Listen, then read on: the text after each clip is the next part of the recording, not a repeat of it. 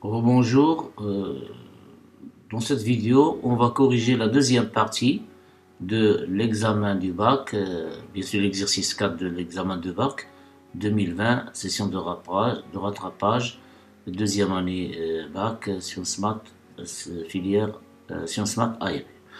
Alors, on a vu dans la première partie l'étude de la fonction f de x égale x ln de 2 moins x, et on l'a construit, etc. On a bien répondu aux questions proposées dans la première partie.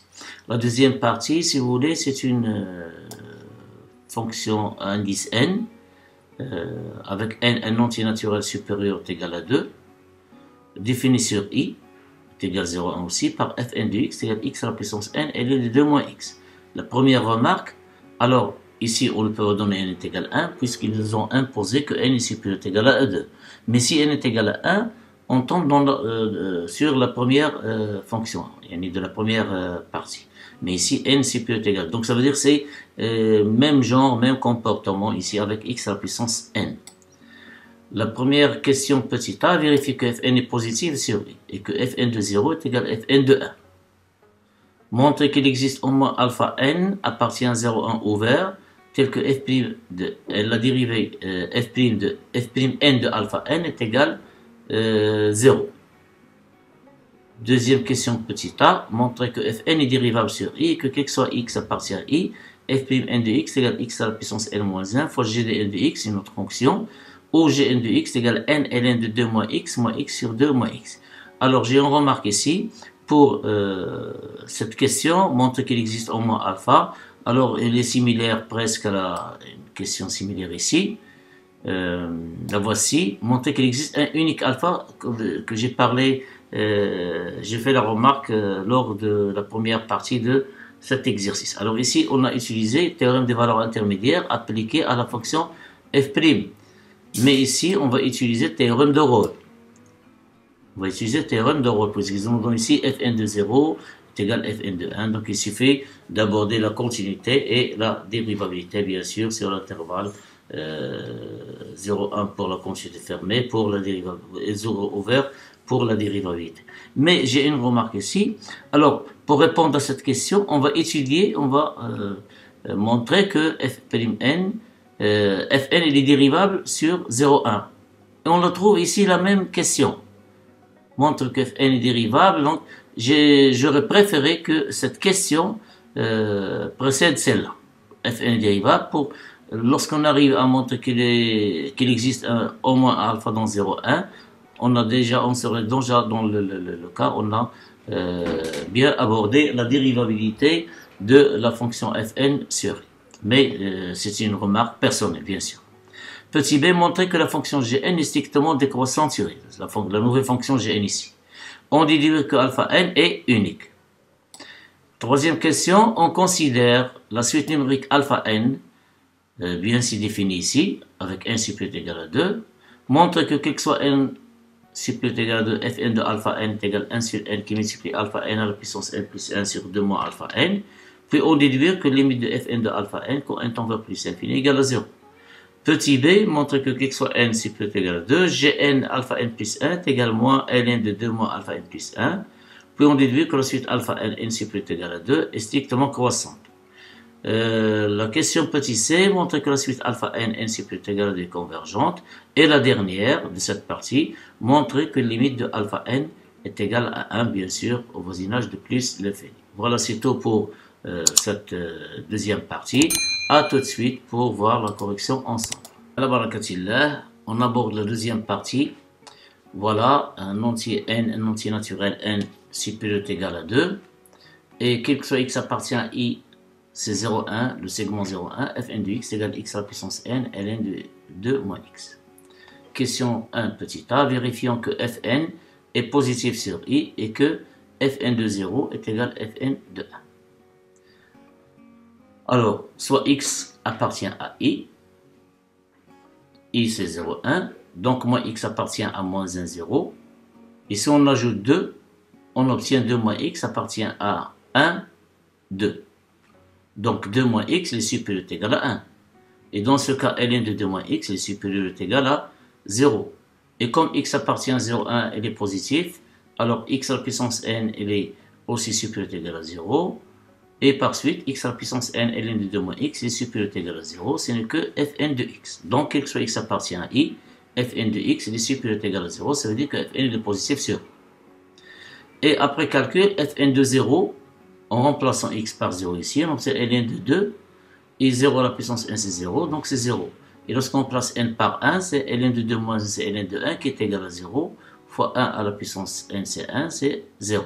Donc fn de 0 est égal à fn de 1, qui est égal à 0. Montrons qu'il existe alpha n appartient à 0, 1, tel que f indice n de alpha n égale 0. Alors on a fn est dérivable sur 0, 1, comme produit de fonction dérivable sur 0, 1. C'est x. La fonction qui est x correspond xn est dérivable sur 0,1, fonction polynôme. La fonction qui est x correspond à ln de 2 moins x, elle est dérivable sur 0,1. On l'a déjà vu ça dans la première partie. Donc leur produit est une fonction dérivable sur 0,1. Nous, on s'intéresse uniquement à la continuité. Alors puisqu'il est dérivable, alors fn est continu sur 0,1 fermé. Et puisqu'il est dérivable sur 0,1 fermé, alors elle est dérivable sur 0,1 ouvert. De plus, fn de 0 est égal à fn de 1. Donc, d'après le théorème de Rolle, on déduit qu'il existe au moins un alpha n appartient à 0,1, tel que f' de n, f''n de alpha n égale 0. Voilà ce qui est demandé. 2. Question petit a. Montrons que fn est dérivable sur i et que quel que soit x appartient à i, f'n de x égale x à la puissance n moins 1 fois gn de x, ou gn de x égale n ln de 2 moins x sur 2 moins x. Alors, on répète ce qu'on a vu. On a fn est dérivable sur i comme produit de fonctions dérivables sur i. Les voici ces deux fonctions qui sont dérivables sur i. Et pour tout x appartient à 0, 1, f'n de x. Alors, on dérive tout d'abord x à la puissance n. Donc, on obtient n fois x à la puissance n moins 1. On le multiplie par le facteur. Le deuxième facteur qui est ln de 2 moins x.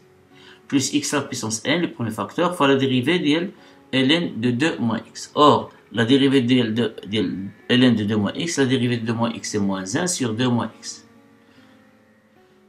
En remarquant ici qu'on peut factoriser par x à la puissance n moins 1. Alors, x à la puissance n moins 1, facteur de n ln de 2 moins x. Ici, puisqu'on a x à la puissance n, donc il reste moins x qui multiplie 1, plus x qui multiplie moins 1 sur 2 moins x, c'est-à-dire moins x sur 2 moins x. Donc, quel que soit x appartient à i, f' n de x est égal à x à la puissance n moins 1 fois une nouvelle fonction qu'on l'a notée gn de x, où gn de x est égal à n ln de 2 moins x sur 2 moins x, ce qui est demandé. Petit b montre que gn est strictement croissante sur i. C'est gn est strictement croissante sur i. Alors voilà notre fonction gn qui est aussi dérivable comme différence de deux fonctions dérivables sur i. Et que sa fonction dérivée sur i, c'est la dérivée de n ln de 2 moins x. N, c'est une constante. Alors, on dérive uniquement ln de 2 moins x multiplié par n. Et la dérivée de ln de 2 moins x, c'est moins 1 sur 2 moins x multiplié par n. Donc, on obtient moins n sur 2 moins x. Et encore une fois, ici, on a une fonction homographique. Sa dérivée, c'est 2 moins 0 sur 2 moins x. Donc, c'est 2. Donc, c'est moins 2 sur 2 moins x au carré. Et c'est déjà trouvé, c'est déjà calculé la dérivée de cette fonction homographique dans la première partie. Donc, est égal à moins. En réduisant au même dénominateur, c'est-à-dire on va multiplier ici par 2 moins x, on obtient moins en facteur si vous voulez en commun. C'est n facteur de 2 moins x plus 2 sur 2 moins x au carré. Alors, qui est égal à n fois moins x, c'est moins nx, avec moins c'est plus nx. Et 2n plus 2, on fait entre moins, on obtient moins 2 facteurs de n plus 1 sur 2 moins x au carré. Et par suite, donc gn et les dérivables, voilà sa fonction dérivée. Pour conclure sur sa monotonie, il faut étudier son signe. Alors on remarque ici le dénominateur est strictement positif, donc le signe de g'n sur 0,1 est celui de son numérateur, c'est-à-dire celui de nx moins 2 n plus 1, qui est une fonction affine de la forme ax plus b, qui s'annule au point, le point de nullité, c'est 2 qui multiplie n plus 1 sur n. Et ce nombre est strictement supérieur à 1. Donc, à gauche de ce nombre, qui est inférieur strictement à 1, bien sûr, on va avoir le signe, c'est le signe contraire de n qui est positif. Et que n est positif, alors sur 0,1, Gn' de x est strictement négatif. On s'intéresse uniquement à gauche de 1. Et surtout en 0, de 0 à 1. Ce qui montre que Gn est strictement décroissante sur 0,1. Petit c, déduisons que alpha n est unique. Alors, remarquons maintenant que Gn s'annule. On a alpha n à partir de 0,1. Et puisque f'n de alpha n égale à 0, d'après la définition, ou bien l'expression de f'n, on déduit que Gn de alpha n égale à 0. Regardez ici. Fn' de x égale x à la puissance n-1, Gnx. Alors, alpha, il est strictement positif, il est compris entre 0 et 1 strictement. Donc, f'n de alpha, c'est alpha à la puissance n-1 fois Gn de alpha. Et comme fn' de alpha égale à 0, voilà. Et comme c'est là alpha à la puissance n-1 division, et il reste à conclure que Gn de alpha égale à 0. Ça veut dire que alpha n est une racine de Gn. Alors, on a alpha n à partir de 0,1, et donc, puisque fn' de alpha n égale à 0, alors Gn de alpha n est égal à 0. Et comme Gn de 0, en calculant Gn de 0 d'après l'expression que l'on trouve, on trouve Gn de 0, c'est n ln de 2, qui est strictement positif. Et Gn de 1, attendez, je m'excuse, Gn de 1, il y a une erreur. Alors ici c'est 0, c'est moins 1. Alors voilà, je m'excuse. Alors, c'est moins 1. Pour qu'on puisse appliquer le théorème des valeurs intermédiaires, qui est strictement négatif. Alors, et que Gn est continue sur 0,1 est strictement décroissante, bien sûr 0,1, alors d'après le théorème des valeurs intermédiaires, on déduit que alpha n est unique. Alors je récapitule, on a alpha n est une solution de l'équation, si vous voulez, Gn x est égal à 0.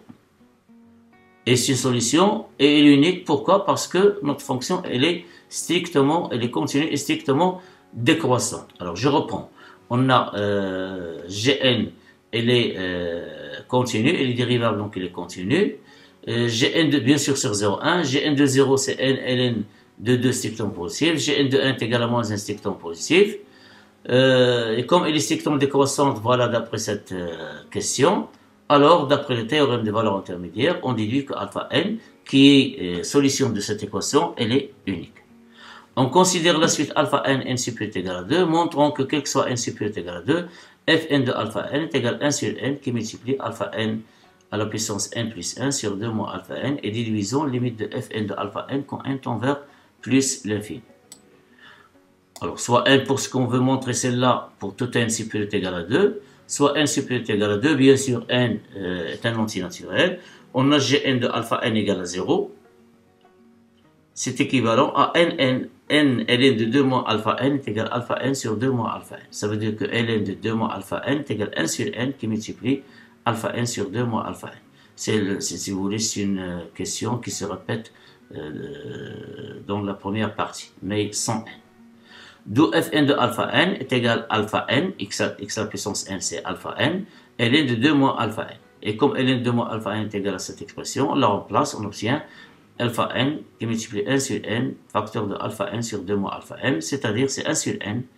Alpha n fois alpha n, c'est alpha n à la puissance n plus 1 sur 2 moins alpha n. Donc, voilà, quel que soit n supérieur égal à 2, fn de alpha n est égal à 1 sur n, facteur de alpha n à la puissance n plus 1 sur 2 moins alpha n. Elle reste à déduire de cela la limite de fn de alpha n quand n tend vers plus l'infini, c'est-à-dire calculer la limite de celle-ci. Alors, pour calculer la limite, on remarque qu'on a alpha n, elle est compris strictement de 0 à 1, on traîne que alpha n à la puissance n plus 1, elle est compris entre 0 et 1, on passe à la puissance d'ordre n plus 1, on conserve l'ordre, donc 0 à la puissance n plus 1, inférieur à alpha n à la puissance n plus 1, inférieur à 1 à la puissance n plus 1, et 2 moins alpha n, donc moins alpha n sera compris entre moins 1 et 0, en ajoutant 2, on obtient 2 moins alpha n compris entre 1 et 2, on a intérêt à encadrer l'inverse 1 sur 2 moins alpha n. Donc, cela entraîne que alpha n à la puissance n plus 1 compris entre 0 et 1 est l'inverse de 2 moins alpha n, puisque ici ce sont deux nombres positifs. Donc 1 sur 2 moins alpha n, il est compris strictement en 1 demi, l'inverse de 2 ici, et l'inverse de 1 c'est 1 ici. Et puis, on conclut donc, en multipliant ici ces deux doubles inégalités membre à membre, on obtient 0, 1 fois demi, 1 demi fois 0 c'est 0, inférieur à alpha n à la puissance n plus 1 sur 2 moins alpha n, inférieur à 1 fois 1 c'est 1. Implique 1 sur n, nous multiplions encore une fois par 1 sur n, puisqu'ici on a 1 sur n multiplié par cette quantité. 1 sur n, ici c'est 0, ici c'est alpha n à la puissance n plus 1 sur 2 moins alpha n, inférieur à 1 sur n. Alors on peut faire ici passer par la valeur absolue, eh bien il suffit de calculer la limite de 1 sur n. La limite de 1 sur n quand n tend vers plus l'infini, c'est 0. Et comme ici c'est 0, alors d'après les limites et d'après cette double inégalité et les critères de convergence, on déduit que la limite de celle-ci est égale aussi à 0. Ou bien on passe par la valeur absolue. La valeur absolue de celle-ci, elle est inférieure à 1 sur n. Et puisque la limite de 1 sur n au voisinage de plus l'infini est 0, alors d'après les critères de convergence des suites, on déduit que la limite de 1 sur n, voilà, limite de 1 sur n, qui multiplie alpha n à la puissance n plus 1 sur 2 moins alpha n est égal à 0. Or, cette expression, ce n'est que fn de alpha n, donc limite de fn de alpha n quand n tend vers plus l'infini égale 0. Question B, montrant que quel que soit n supérieur ou égal à 2, gn de alpha n plus 1 est égal à moins ln de 2 moins alpha n plus 1, et déduisons que la suite alpha n est strictement croissante. Alors, puisqu'on veut montrer celle-là pour n, quel que soit n supérieur ou égal à 2, fixons à n quelconque supérieur ou égal à 2, on a gn de alpha n plus 1, on applique l'expression de gn, c'est n fois ln de 2 moins alpha n plus 1, moins alpha n plus 1 sur 2 moins alpha n plus 1. Et on a gn plus 1 de alpha n plus 1 est égal à 0, c'est par définition des nombres alpha n. Donc c'est équivalent à n plus 1, ln de 2 moins alpha n plus 1 est égal à alpha n plus 1 sur 2 moins alpha n plus 1, parce que gn plus 1 de x est égal à n plus 1 ln de 2 moins x sur 2 moins x. Donc en appliquant à alpha n plus 1, on obtient la différence entre ces deux nombres est égale à 0, ça veut dire n plus 1 ln de 2 moins alpha n plus 1 est égal à alpha n plus 1 sur 2 moins alpha n plus 1. Donc gn de alpha n plus 1 est égal n ln, la différence c'est n, gn, c'est pas gn plus 1, gn de alpha n plus 1 est égal n ln de 2 moins alpha n plus 1, celle-là, moins, on va remplacer alpha n plus 1 sur 2 moins alpha n plus 2 par cette expression, c'est moins n plus 1 ln de 2 moins alpha n plus 1. Donc gn de alpha n plus 1 est égal n ln de 2 moins alpha n plus 1 moins n plus 1 qui multiplie ln de 2 moins alpha n plus 1. Alors, en simplifiant l'écriture, on a ici n ln de 2 moins alpha n plus 1, moins n ln de 2 moins alpha n plus 1, c'est 0. Qu'est-ce qu'il reste? C'est moins 1 fois cette quantité, c'est-à-dire c'est moins ln de 2 moins alpha n plus 1. D'où, quel que soit n supérieur ou égal à 2, gn de alpha n plus 1 est égal à moins ln de 2 moins alpha n plus 1. Deuxième tranche de cette question, déduisons que la suite alpha n supérieur ou égal à 2 est strictement croissante. Alors remarquons, comme alpha n plus 1 il appartient à 0,1, alors 2 moins alpha n plus 1, donc les techniques des Achounahou sont ce qui se répètent, 2 moins alpha n plus 1 il est compris entre 1 et 2, d'où ln de 2 moins alpha n plus 1 elle est strictement positive. Et alors, puisque cette quantité elle est strictement positive, alors gn de alpha n plus 1 elle est strictement négative, on a multiplié par moins. Donc gn de alpha n plus 1 elle est strictement positive. Donc, gn de alpha n plus 1 il est inférieur à gn de alpha n. Pourquoi? Parce que gn de alpha n est égal à 0. Et ce nombre est strictement positif, donc c'est clair qu'elle est strictement inférieure à gn de alpha n. Et puisque gn est continu et strictement décroissante sur u, alors elle admet une bijection réciproque gn-1, qui est aussi strictement décroissant et aussi continu. Elle a le même comportement que gn. Donc en appliquant gn-1 à cette inégalité, on obtient gn-1 appliqué à gn de alpha n inférieur à gn-1 appliqué à gn de alpha n. Pourquoi? Parce que gn-1 elle est strictement décroissante. On change l'ordre. Or, Gn moins 1, Gn de alpha n n'est que alpha n. Ici, c'est alpha n plus 1. Donc, on trouve que alpha n il est inférieur à n plus 1, et c'est là, quel que soit n supérieur ou égal à 2. Finalement, qu'est-ce qu'on a trouvé? Quel que soit n supérieur ou égal à 2, alpha n inférieur strictement à alpha n plus 1, ce qui traduit le fait que la suite alpha n pour n supérieur ou égal à 2, elle est strictement, elle est strictement croissante. Je m'excuse. C'est ça, elle est strictement croissante. Montrons que alpha n est convergente. Petit c. On a d'après la propriété de ce qui précède, alpha n est décroissante. Strictement décroissante, donc elle est décroissante. Et majorée, elle est majorée par 1. Donc elle est convergente. Alors puisqu'elle converge, elle admet une limite. Montrons que la limite de alpha n est égale à 1, c'est la dernière question. On a fn de alpha n est égal à alpha n à la puissance n, elle est de 2 moins alpha n. Et comme alpha n, n supérieur égal à 2 est convergente, alors en posant limite de alpha n est égal à 1L, nous on cherche à montrer que L est égal à 1. Donc pour l'instant, on sait qu'elle est convergente, on ne connaît pas sa limite. Donc si on suppose que sa limite est égale à L, un nombre réel, et en tenant compte du résultat de la question de 3a de la deuxième partie, on déduit que L de alpha n, Ln de 2 moins, lorsqu'on passe la limite, c'est Fn, celle-là, voilà, je m'excuse, la limite de Fn de alpha n égale à 0. Or, Fn de alpha n, c'est quoi? C'est alpha n à la puissance n fois 2 moins alpha n. Alors, lorsqu'on passe à la limite, on obtient L à la puissance n, Ln de 2 moins alpha n est égal à 0. Ce qui est équivalent à dire que alpha n égale à 0, ou Ln de 2 moins alpha n est égal à 0, c'est-à-dire L est égal à 0, L est égal à 1. Donc, il y a deux candidats possibles pour cette limite, pour L. L égale à 0, ou L est égal à 1. Et comme on sait que la limite elle est unique, il faut bien choisir l'une d'entre eux, et le choix sera bien approuvé. Et comme alpha n, n supérieur égal à 2 est croissante, alors éliminera par son premier terme, alpha 2. Et alpha 2, il est comment? Il est strictement positif. On a donc quelque soit n supérieur égal à 2, alpha n, il est supérieur égal à alpha 2, et alpha 2, il est strictement positif, alpha n inférieur strictement 1. Alors par passage à la limite dans cette double inégalité, si vous voulez, alors la limite de alpha n c'est L, on trouve L, elle est supérieure égale à alpha 2, inférieure égale à 1. Et alpha 2, il est strictement positif. Donc ici, la valeur 0, elle est écartée. Donc on ne peut pas avoir L est égal à 0. Il reste un seul candidat, c'est quoi? C'est L est égal à 1. Et par suite, on déduit que limite de alpha n, lorsqu'un tend vers l'infini, est égal à 1. Voilà, c'est tout pour cette deuxième partie. On se rencontre, Inch'Allah, dans une autre vidéo, troisième vidéo, pour terminer la correction de l'exercice 4. Bon courage. Et s'il y a des remarques, n'hésitez pas à me les poster. Merci à vous. Bonne préparation.